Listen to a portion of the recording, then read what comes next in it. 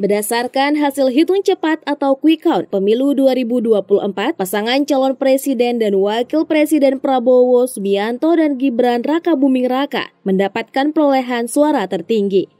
Namun jika hasil ini benar, siapa ibu negara selanjutnya? Seperti yang diketahui banyak orang, Prabowo Subianto sendiri tidak memiliki istri hingga saat ini. Pernikahannya dengan Titik Soeharto kandas pada tahun 1998 lalu dengan dikaruniai seorang putra. Namun hingga kini keduanya memutuskan tidak menikah dengan orang lain. Ibu negara adalah status yang diberikan pada pasangan dari presiden yang terpilih di Indonesia. Status ini tidak diberikan lewat pemilihan, namun otomatis disematkan pada pasangan dari presiden menjabat. Perannya akan berkisar pada urusan kenegaraan tertentu yang tidak selalu bisa ditangani presiden. Misalnya seperti Ibu Tien Soeharto, Ibu Ani Yudhoyono, hingga Ibu Iriana Joko Widodo yang selalu mendampingi presiden pada berbagai acara kenegaraan. Meski tidak secara praktis memiliki tugas untuk turut menjalankan negara, tetapi kontribusi dari masing-masing ibu negara juga tidak dapat disepelekan. Ibu Tien misalnya menginisiasi pendirian rumah sakit untuk pasien kanker pertama di Indonesia.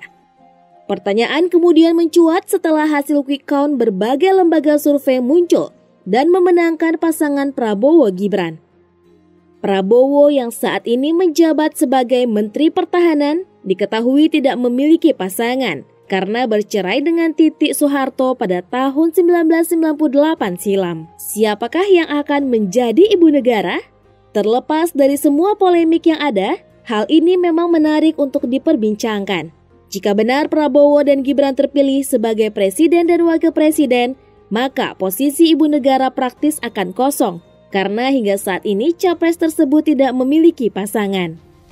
Tidak sedikit dari netizen yang meminta agar Prabowo kembali rujuk dengan Titik, sehingga posisi ibu negara jelas diduduki oleh sosok yang sah secara hukum.